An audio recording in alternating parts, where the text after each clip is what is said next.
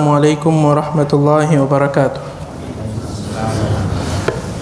بسم الله الرحمن الرحيم. الحمد لله رب العالمين، والصلاة والسلام على أشرف الأنبياء والمرسلين نبينا محمد عليه أفضل الصلاة وأزكى التسليم. وبعد. Caros irmãos, continuando com as nossas aulas de fiqh, na aula passada introduzimos com o capítulo relacionado com o jejum. Hoje vamos falar al-a'dhar al-mubihatu lil-fitr fi Ramadan, razões que permitem a pessoa não jejuar em pleno mês de Ramadã. De princípio, todo aquele que é crente e diz Ashhadu an la ilaha illallah wa ashhadu anna Muhammadan Rasulullah, atingiu a puberdade, goza do seu juízo, ele deve jejuar. Entretanto, existem situações, razões que Allah subhanahu wa ta'ala permitiu a pessoa não jejuar quando estiver a viver essas situações. A primeira razão, al-maradu wal-kibaru. A primeira razão, a doença e a velhice. A doença e a velhice. فيجوز للمريض الذي يرجى برؤه الفطر. Aquela pessoa que padece de uma doença e do momento não consegue jejuar, então ele tem a permissibilidade de não jejuar. Quando recupera, deve repor o jejum. Terminou o Ramadã, comemorou o Eid, então deve repor o jejum que faltou durante o mês do Ramadã. Agora, quanto àquela pessoa que padece de uma doença que não há esperança de recuperação,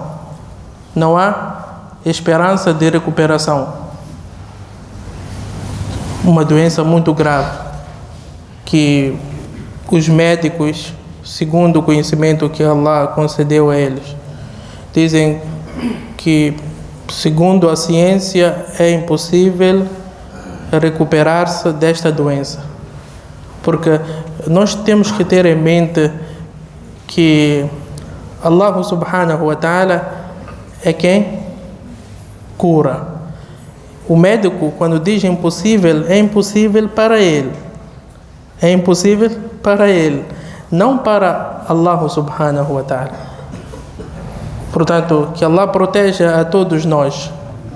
E devemos ensinar às nossas famílias, quando são informados que, ou quando são diagnosticados com uma doença perigosa, não devem se desesperar.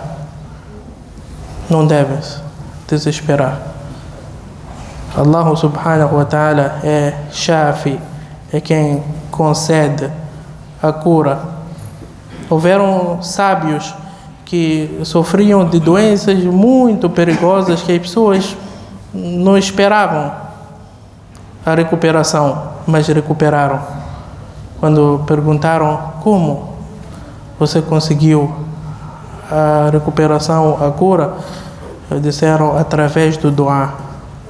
Através do du'a.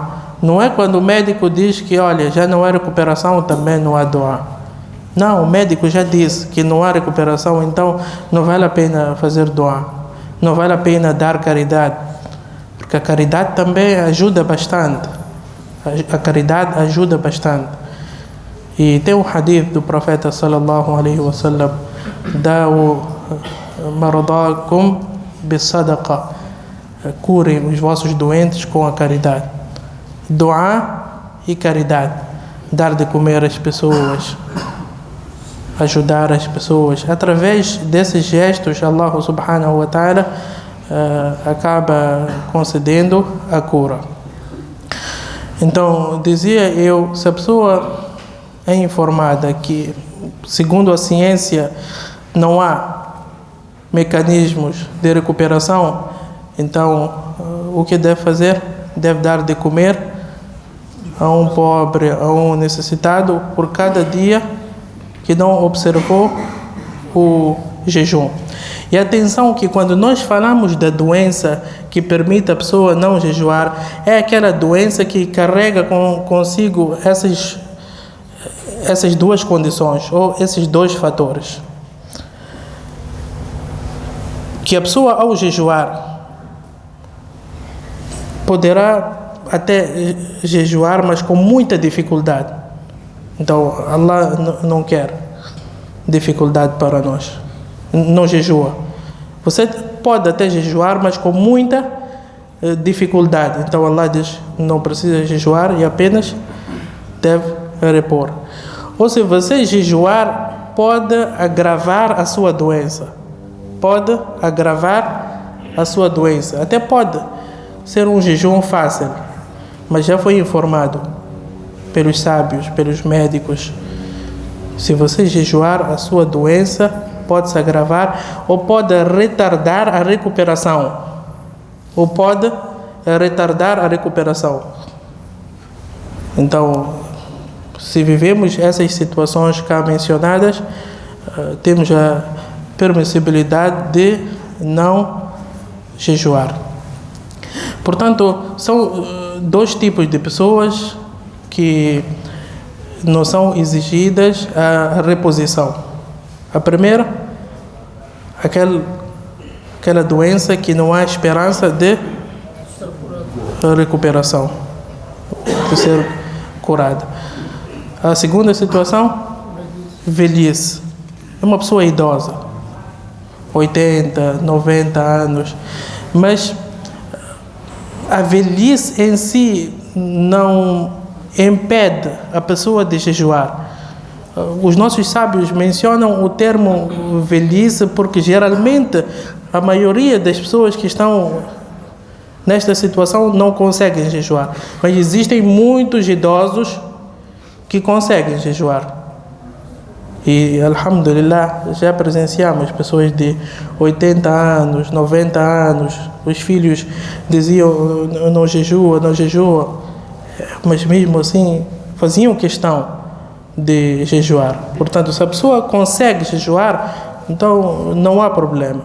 Não há problema. Só mencionou-se o termo velhice porque geralmente a pessoa, quando está nesta faixa etária, não consegue jejuar. Portanto, por cada dia não observado, ele dá de comer a um pobre. Aquela comida que nós comemos, os nossos sábios dizem o equivalente a 1125 gramas. 1125 gramas. Às vezes é difícil de pesar. Então, resumidamente, servimos um prato de arroz com um caril, numa quantidade razoável, que uma pessoa normal come. Não precisa ser coisa muito cara, mas também não pode ser coisa que você próprio não poderia comer. Aquele resto todo você junta e entrega. Não pode ser. Deve ser uma coisa decente. Você está a cumprir com uma obrigação. Portanto, al-maradu wal-kibaru, a doença e a velhice. A segunda condição, ou a segunda situação, ou razão que permite a pessoa não jejuar, a safar, a viagem. A pessoa está em viagem, qualquer viagem. E qual é a definição de viagem? Definição de viagem no Islã.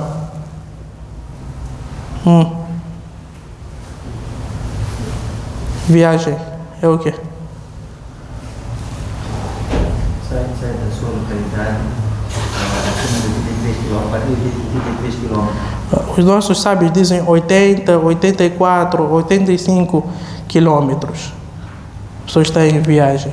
Então é permitido não jejuar. E falamos na aula passada que a pessoa tem a permissão. Entretanto, tem esta opção. Se for fácil, uma viagem fácil, então o melhor é jejuar. Se for uma viagem difícil, o melhor é não jejuar. Ou por outras palavras, aquele que jejua não deve ser censurado, aquele que não jejua também não deve ser censurado. Cada um conhece a sua situação. A terceira razão, al-haidu wal-nifas, aquela mulher que está no seu período menstrual ou período pós-parto, não jejua, não deve jejuar. A quarta condição, al-hamlu wal-rada', a mulher que está no seu período de gestação e é lactante, a mulher que está no período de gestação. Atenção que a gestação não é doença. Entretanto, existem algumas mulheres sensíveis que os médicos informam que não deve jejuar. Se jejuar, pode perder a criança. São essas condições que são referidas cá. Portanto, se está no período de gestação e o médico informou que o melhor é não jejuar, então não jejua e apenas deve repor. O mesmo sucede com a mulher lactante que está a dar a sua criança, o seu bebê, leite, está a amamentar. Também apenas deve repor o jejum. Agora, se a pessoa não jejua por temer, tem... Beto, vai conversar lá fora, tá bom?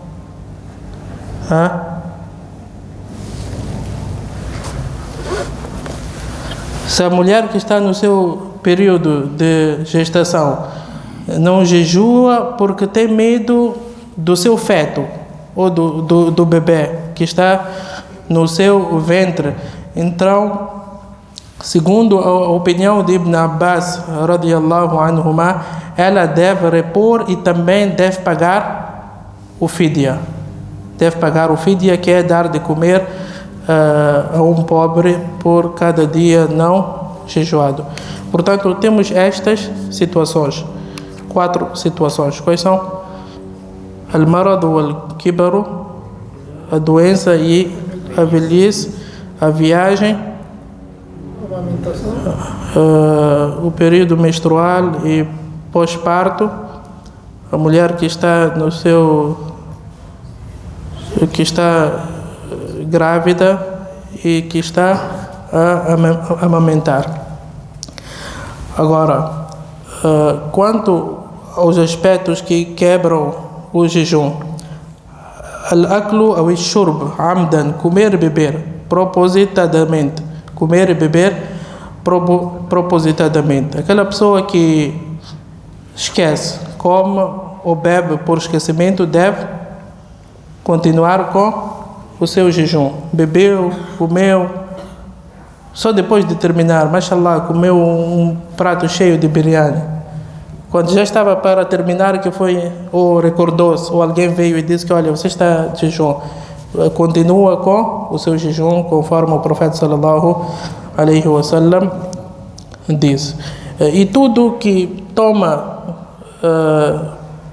este papel de comida e bebida, a pessoa tomou uma injeção que nutre o seu corpo, ou gotas que chegam até a sua garganta, o seu estômago também, quebram o jejum.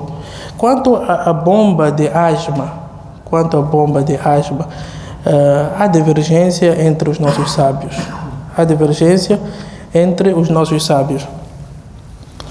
Um grupo de sábios diz que não quebra o jejum, o outro grupo diz que quebra. A segunda ação que quebra o jejum, al-jima', relações sexuais. Atenção, se a pessoa come e bebe propositadamente, o que acontece? A pessoa é pecadora, mas apenas deve repor o jejum. Ao passo que quando a pessoa mantém relações sexuais, tem uma expiação muito grave. Deve implorar em primeiro lugar o perdão de Allah subhanahu wa ta'ala. Depois existe expiação. Qual é a expiação?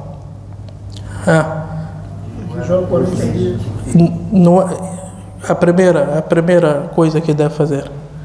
A primeira opção. Pedir perdão. Libertar o escravo.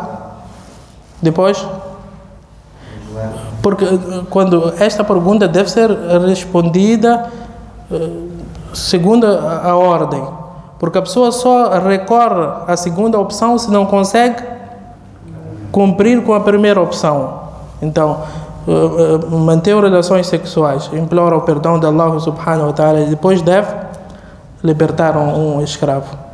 Hoje nós não temos esses escravos. Então, jejua 2 meses consecutivos. 2 meses consecutivos do calendário lunar. Não consegue. Então, deve dar de comer a 60 mesquina, 60 pobres. Deve dar de comer a 60 pobres. Consta que um homem veio ter com o profeta sallallahu alaihi wasallam e disse que incorreu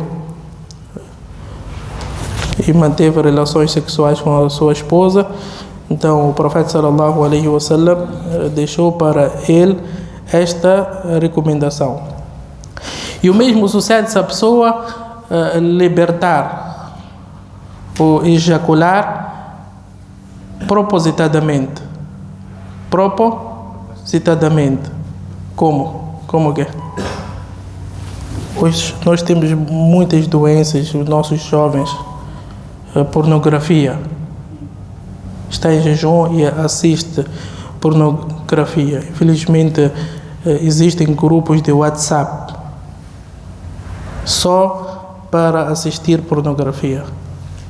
Grupos, da mesma forma que existe grupo desse sheikh, daquele sheikh para aprender o Corão e Hadith, existem grupos só para assistir pornografia. Específico.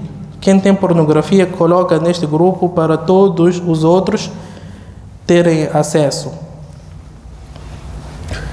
E o mesmo sucede com a masturbação. Se a pessoa fizer enquanto está em jejum e ejacular, o seu jejum fica quebrado. A terceira, at-taqayyu amdan, vomitar propositadamente. Se for vômito não propositado, então não quebra o wudu. A quarta razão, eles mencionaram que o hijama, a ventosa, e segundo eles até a doação de sangue também quebra o jejum, mas não é a opinião correta. É verdade que quando estamos em jejum e sabemos da nossa situação, se eu doar sangue, enfraquece a pessoa. E o propósito do jejum do mês do Ramadã é de nós adorarmos mais a Allah subhanahu wa ta'ala. Então a pessoa sabe que, olha, se eu doar sangue, ficarei fraco e não terei forças para adorar a Allah subhanahu wa ta'ala. Então o melhor é retardar depois do Ramadã ou depois do iftar. Não é doar sangue, depois perguntamos, não veio no Asr? Não, estive a sentir mal, doei sangue. É legítimo? Não é. Não veio observar o Tarawih? Não veio porque então doei sangue. Não pode. Se a pessoa sabe da sua condição, que olha, eu se doar não haverá nenhuma interferência no meu jejum, então poderá fazer à vontade.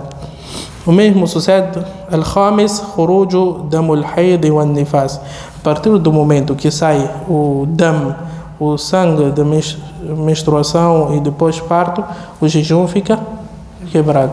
Ainda que sejam 2 minutos antes do iftar. 1 minuto, 5 segundos. 5 segundos antes do iftar, a mulher jejuou todo dia. 5 segundos antes do iftar, caiu o primeiro pingo. O seu jejum fica inválido. A sexta razão ou ação, apostasia, a ridda. A pessoa abraçou o Islã e depois abandona. Está em jejum. Veio um shaitan, tem shaitan que conseguem convencer as pessoas, conseguem tornar converter a verdade em falsidade e a falsidade em verdade. Vem um shaitan e começa a conversar com ele 1, 2, 3 horas. Sucede ou não? Desinformar. Islã é isso, Islã é isso, Islã é isso. Faltam 15 minutos para terminar o jejum. Ele diz que, olha, eu já não quero para ser professante da religião islâmica. O seu jejum fica automaticamente quebrado. Portanto, é isso que consta sobre essas práticas. Vamos dar continuidade, inshallah, na próxima ocasião. Wa sallallahu wa sallam wa baraka ala nabiyyina Muhammad wa ala alihi wa sahbihi ajma'in.